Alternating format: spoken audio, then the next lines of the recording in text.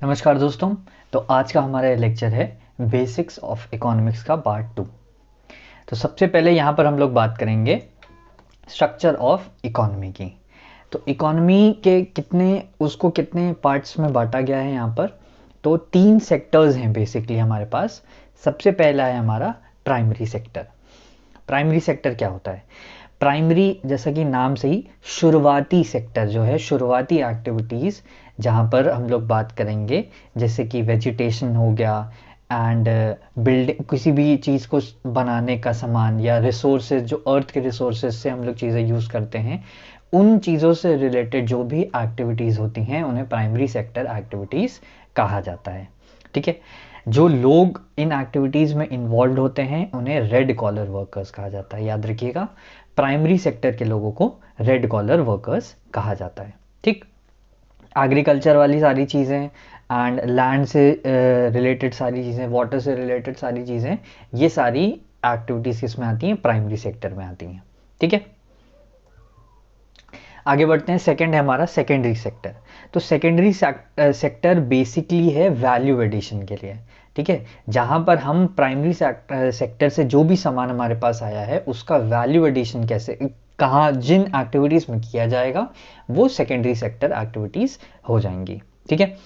जैसा कि हो गया मैन्युफैक्चरिंग, हो गया प्रोसेसिंग, हो गया कंस्ट्रक्शन का काम, हो गया, ये सारी इंडस्ट्रीज़ हमें सेकेंडरी सेक्टर एक्टिविटीज़ में मिल जाएंगी। अच्छा, सेकेंडरी सेक्टर में जो लोग इन्वॉल्व होते हैं उनको क्या कहते हैं? Blue collared workers. ठीक है। प्राइमरी में हमने पढ़ा रेड कॉलर्ड एंड यहाँ पर सेकेंडरी में हमने पढ़ा ब्लू कॉलर्ड। ठीक है। आगे देखते हैं। Third is tertiary sector. तो टर्शरी सेक्टर यहाँ पर बेसिकली है, अब हमने रिसोर्सेज को यूज़ कर लिया, उनका वैल्यू एडिशन कर लिया, अब हमें उन्हें बेचना है। ठीक है। तो यहाँ पर आ गए हम लोग सर्विस सेक्टर में। ठीक है। जहाँ पर हम लोग बात करेंगे सेल्स की, ट्रांसपोर्टेशन की, डिस्ट्रीब्यूशन की, एंड जो सर्विसेज हो गई जैसे कि क्लरिकल सर्विस हो गई, रेस्टोरेंट सर्विस हो गई, इंश्योरेंस, बैंकिंग, टूरिज्म, ये सारी चीज़ें किस में आ जाएंगी? टर्शरी सेक्टर में आ जाएंगी। ठीक है। एंड यहाँ पर जो लोग इन्वॉल्व होते हैं उन्हें हम कहते हैं वाइट कॉलर्ड। तो red, then blue, then white. ठीक है। तीनों सेक्टर्स हमारे हो चुके हैं। आगे बढ़ते हैं। तो अब टर्शरी सेक्टर के भी 2 सेक्शंस हमने यहाँ पर पढ़ने हैं। पहला है क्वाटरनरी सेक्टर। ठीक है। क्वाटरनरी सेक्टर, यहाँ पर कौन सी एक्टिविटीज़ आएंगी? Intellectual activities. ठीक है। जो कि टेक्नोलॉजी से रिलेटेड होंगी, कहीं ना कहीं आईटी सेक्टर से रिलेटेड होंगी। एंड दूसरा है क्विनरी सेक्टर। तो यहाँ पर डिसीजन मेकिंग वाली चीज़ें आ जाती हैं। ठीक है। जैसे कि हेल्थ केयर की बात करेंगे, वहाँ डिसीजन लेने हैं। साइंसेस की बात करेंगे, यूनिवर्सिटीज़ की बात करेंगे, एनजीओज़ की बात करेंगे, एनपीओज़ की बात करेंगे, तो वहाँ पर डिसीजन मेकिंग आती है। एंड वो वाला सेक्टर कौन सा कहलाएगा? टर्शरी सेक्टर में ही क्विनरी सेक्टर कहलाएगा। ठीक है। आगे बढ़ते हैं। अब आता है हमारा ग्रॉस डोमेस्टिक प्रोडक्ट, जीडीपी। इतनी बार सुनने में आता है जीडीपी। तो फाइनली जीडीपी है क्या? अब देखिए, एक एग्जांपल से समझाता हूं। मान लीजिए हमारे पास 10 गाड़ियां हमें बनानी हैं। ठीक है। 10 गाड़ियां बनानी है एंड मुझे उसके लिए अलग अलग सामान चाहिए होगा। मुझे टायर चाहिए होगा। ठीक है। मुझे लेबर फोर्स चाहिए होगी एंड कहीं मैं बना रहा हूँगा, वहाँ का रेंट देना होगा, सामान, ये सब मिला जुला के मेरा एक गाड़ी का कॉस्ट ऑलमोस्ट, आप मान के चलिए 100 रुपये पड़ रहा है। ठीक है। कितनी गाड़ियाँ बनानी है? 10 गाड़ियाँ बनानी है। एक गाड़ी का कॉस्ट 100 रुपये पड़ रहा है। तो टोटल गाड़ियों का जो प्राइस पहुंचेगा मेरा, वो कितना पहुंचेगा? 10 × 100 यानी कि 1000। तो ये जो 1000 रुपीज़ है, ये क्या बन जाएगा? हमारा जीडीपी। इसको कैसे यहाँ पर अप्लाई कर सकते हैं कि जो भी goods and services with in a territory produce की जा रही हैं उन्हें हम क्या कहेंगे?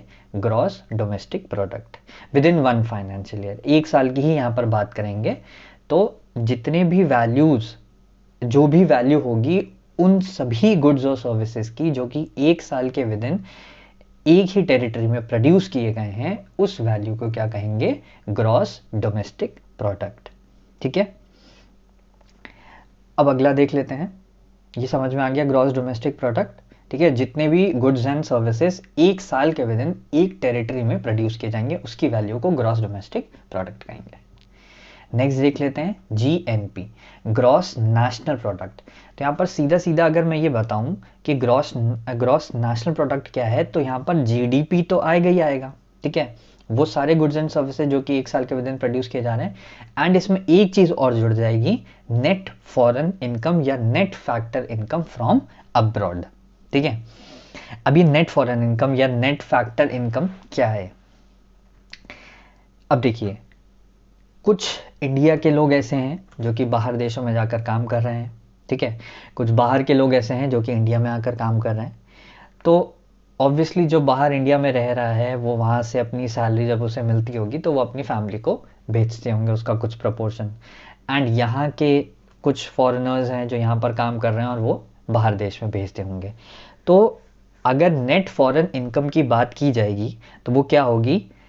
Income earned by the Indians, ठीक है, and income earned by the foreigners, जिसमें उन दोनों का डिफरेंस जो होगा, ठीक है, फाइनली जो वैल्यू वहां से आ रही है और जो यहां से जा रही है उसका जो डिफरेंस है वो क्या कहलाएगा? नेट फॉरेन इनकम या net factor income from abroad. ठीक है, इंडिया से कुछ लोग बाहर पैसा भेज रहे हैं और कुछ पैसा इंडिया में आ रहा है, तो उन दोनों का डिफरेंस क्या कहलाएगा? Net factor income from abroad. और उसमें अगर जीटीपी जोड़ देंगे तो हमारा क्या बन जाएगा? जीएनपी। तो जीएनपी क्या हो जाएगा? Total value of all goods and services produced by citizen of the country. यहां पर देख लें तो GNP is the total market value of all final goods and services produce in year by a country. ठीक है, इतना हो गया। हाँ, तो अब हम लोग बात कर लेते हैं जीडीपी टाइप्स की। तो यहाँ पर दो जीडीपी टाइप्स हमें दिखाई दे रहे हैं। सबसे पहला है नॉमिनल, दूसरा है रियल। ठीक है, तो नॉमिनल की अगर बात कर लें तो नॉमिनल यानी कि हम लोग यहाँ पर बात करेंगे प्रेजेंट टाइम की। ठीक है, प्रेजेंट मार्केट प्राइस की, उस समय मतलब उसमें जो जीडीपी इवैल्यूएट की जाएगी उसे हम क्या कहेंगे? Nominal GDP. ठीक है, एक एग्जांपल से समझ लेते हैं। मान लीजिए हम लोग बेस ईयर एक बेस ईयर लेते हैं, जैसे मान लीजिए 2010 हमने ले लिया। ठीक है, तो 2010 में 1 kg एप्पल का प्राइस कितना था? 50 रुपये। ठीक, 50 रुपये था। एंड उस समय हमने कितना एप्पल लिया? मान लीजिए 2 kg एप्पल लिया, तो कितने का हो गया? 100 रुपये का। ठीक, ये 2010 की बात कर रहा हूँ। अब मान लीजिए 2020 में यही प्राइस, सॉरी,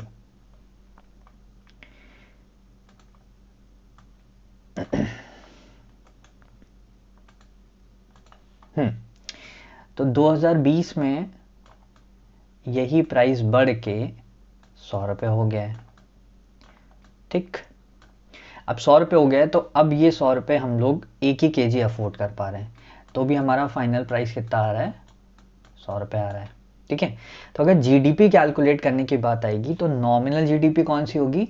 जो प्रेजेंट टाइम की होगी, यानी कि 100 रुपये। ठीक, प्रेजेंट टाइम की आ रही है 100 रुपये। अब अगर रियल जीडीपी की बात करेंगे तो रियल जीडीपी कैसे कैलकुलेट की जाएगी? बेस ईयर की मदद से। ठीक, अब बेस ईयर की मदद से कैसे करना है? हमने यहाँ पर कितना केजी लिया? 1 kg। ठीक, 1 kg एप्पल लिया एंड 1 kg का प्राइस कौन सा लेंगे? जो कि बेस ईयर का प्राइस है, यानी कि 50 रुपये। तो 50 से ये मल्टीप्लाई हो जाएगा, कितना आ जाएगा? 50 रुपीज़। तो जो 50 रुपीज़ है दैट इज रियल जीडीपी, और नॉमिनल जीडीपी क्या हो जाएगी? 100 रुपीज़। ठीक है, इसमें कोई दिक्कत नहीं है। नॉमिनल जीडीपी प्रेजेंट प्राइस होगी, रियल जीडीपी हमारी बेस ईयर के हिसाब से निकाली जाएगी। ठीक है, पढ़ लेते हैं यहाँ पर।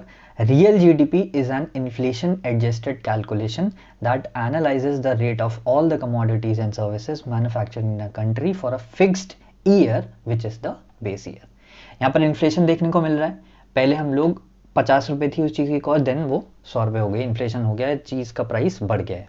ठीक है, तो वही 2020 में जो प्राइस है वो फाइनल जो जीडीपी में आएगा that is nominal GDP, and अगर उसको हम लोग बेस ईयर के हिसाब से निकालेंगे, यानी कि 1 kg हमने यहाँ पर लिया था 2020 में, तो 1 kg का प्राइस अगर बेस ईयर के प्राइस से, बेस ईयर से हिसाब से निकालेंगे, then it will be 50 rupees, जो कि होगा हमारा रियल जीडीपी।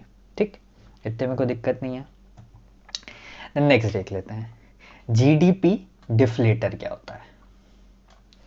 तो जीडीपी डिफ्लेटर बेसिकली क्या है, एक इन्फ्लेशन मेजर करने का फिनोमेना है। ठीक है, फॉर्मूला यहां पर दे रखा है, nominal GDP upon real GDP into 100। तो अगर पिछले वाले क्वेश्चन से हम लोग देखें तो वहां पर नॉमिनल जीडीपी हमारा कितना आया था, 100 रुपये। ठीक, रियल जीडीपी हमारा आया था 50 रुपये, और मल्टीप्लाई कर देंगे 100 से। ठीक है, देन सॉरी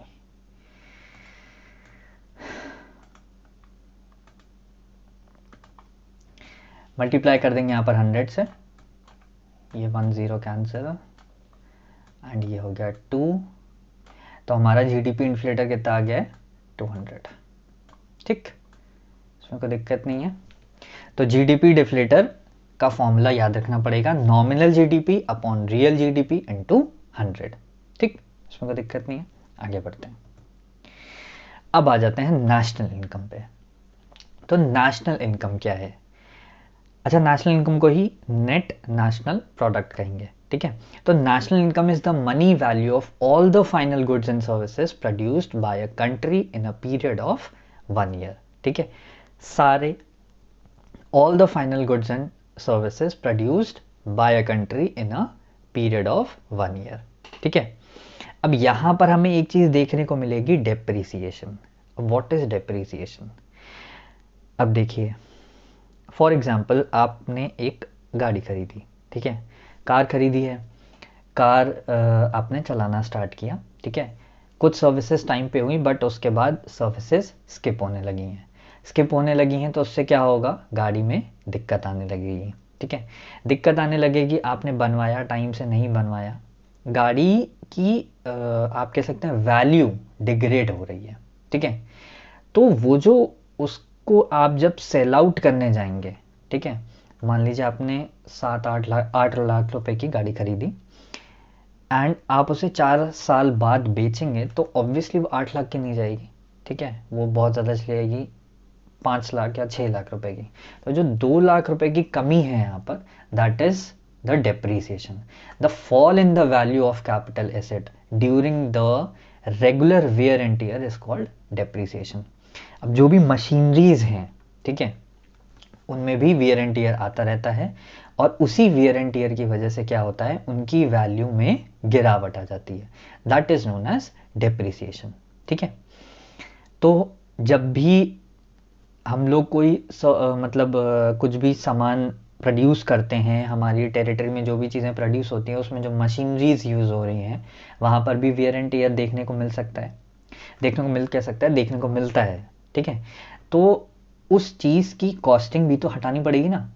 तो नेट नेशनल प्रोडक्ट यही है कि जो हमारा जीएनपी है, यानी कि ग्रॉस नेशनल प्रोडक्ट है, उसमें से जब हम डेप्रिसिएशन को घटा देंगे, then we'll get net national product.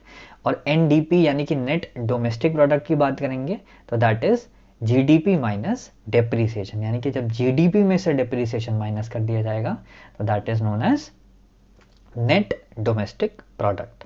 ठीक है, इसमें कोई दिक्कत नहीं है, आगे बढ़ते हैं। अब देखिए फैक्टर कॉस्ट। अब फैक्टर कॉस्ट क्या है, जैसे आप मान लीजिए कि आपने कोई एक बॉटल बनाई, ठीक है, तो बॉटल के लिए आपको अलग अलग चीज़ें रिक्वायर्ड होंगी।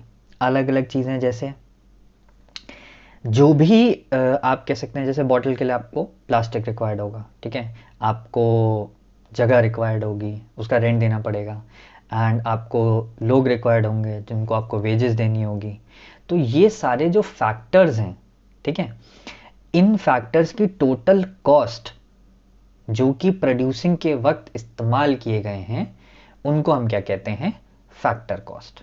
ठीक है, the total cost of all the factors of production consumed और used during the time of the goods and the production of goods. ठीक है, ये हो गया। अब फैक्टर कॉस्ट हो गई हमारी, जो उस समय टोटल कॉस्ट सारे फैक्टर्स की जो भी टोटल कॉस्ट पड़ रही थी। ठीक है, अब आ जाते हैं मार्केट प्राइस पे। मार्केट प्राइस का अगर मैं सीधा सीधा बिल्कुल आसान भाषा में उसका मतलब बताऊं, तो जो प्राइस कंज्यूमर को पे करना होता है वो मार्केट प्राइस कहलाता है। ठीक, अब देखिए मार्केट प्राइस का फॉर्मूला यहाँ पर लिखा हुआ है, फैक्टर कॉस्ट। ऑब्वियसली किसी भी सामान की फैक्टर कॉस्ट तो लगेगी ही उसमें, और उसमें क्या जुड़ जाएगा, इनडायरेक्ट टैक्सेस जुड़ जाएंगे। इनडायरेक्ट टैक्सेस यानी कि जो फैक्ट्री को या प्रोडक्शन वाले को, प्रोड्यूसर्स को पे करना होगा। ठीक है, तो वो टैक्सेस कहीं ना कहीं थोड़े बहुत हमें देने होंगे, एंड ऑब्वियसली वो उसमें एडअप हो जाएंगे, माइनस द सब्सिडीज। ठीक है, तो ये टोटल क्या फॉर्मूला बन रहा है मार्केट प्राइस का, कि फैक्टर कॉस्ट, उसमें इनडायरेक्ट टैक्सेस हम जोड़ देंगे और उसमें सब्सिडीज घटा देंगे। किसी चीज़ को खरीदने पे मान लीजिए आपको सब्सिडी मिल रही है वापस, तो वो चीज़ उसमें से घटा दी जाएगी। ठीक, ये हो गया हमारा मार्केट प्राइस। ट्रांसफ़र पेमेंट, ये कुछ मेन मतलब कुछ आप कह सकते हैं पॉइंट्स हैं जो मैंने यहाँ पर लिख रखे हैं। कभी कभी सुनने में आते हैं, डेफिनेशन पूछ सकते हैं एग्जाम्स में, तो उसके लिए मैंने लिख रखे हैं यहाँ पर।